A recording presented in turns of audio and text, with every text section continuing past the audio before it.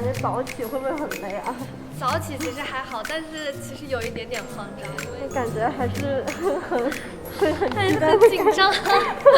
可以跟镜头比个心吗？不可以，一个。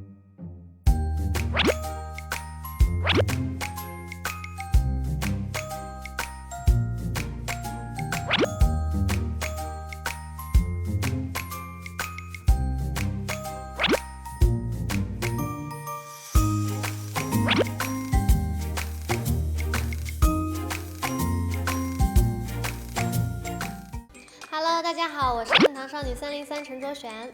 我上学的时候，就是最后一件事就是把自己做过的卷子都从教学楼飞下去了。我们当时就是整个教学楼大家一起不约而同的做这个动作，然后又最后自己去把它打扫干净。对。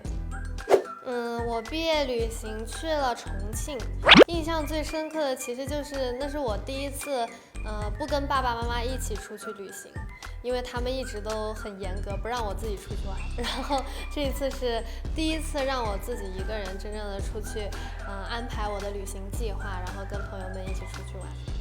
因为第一次自己出去玩，又不敢去得太远，我家在贵州嘛，然后离重庆也不是很远，然后想着好吃的也很多，然后就选择了这个地方。印象比较深刻的就是，其实现在想起来都是一些很无聊的事情，但是当时就是觉得没有做过，就觉得都很有趣。我希望我成为教导主任。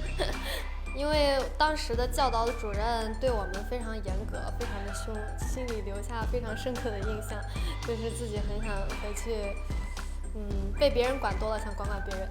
我觉得我肯定是那种非常严格的教导主任，可能就是看起来温柔，但是实际上很严格，就是什么刘海只能剪到眉毛以上啊这种。最想跟我们硬糖少女303这个 UP 主做同桌，因为我们马上要毕业了嘛。其实，这2年觉得还过得挺快的。如果真的有这个机会的话，还是希望跟他们能够延续更长的时间，让他们来做我的同桌吧。我想成立一个乐队的社团，因为其实我很向往那种大家一起，就是一个贝斯手，一个吉他手，然后一个键盘，然后一个主唱，这样子大家一起玩音乐，然后唱很开心、很快乐、很嗨的歌的那种感觉。我觉得必须要做的事情就是把自己做过的卷子扔了。这次的舞台就是一个互动性非常强、很有情景剧的感觉，然后大家可以期待一下。送给他们的话，其实跟我台上说的差不多，就是毕业的时候嘛，大家都会觉得非常迷茫，不知道以后会去到什么地方做什么事情。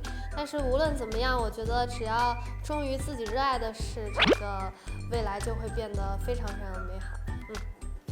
我觉得在学校最好拍的就是田径场，然后因为很开阔，然后它的颜色也很丰富，也很好看。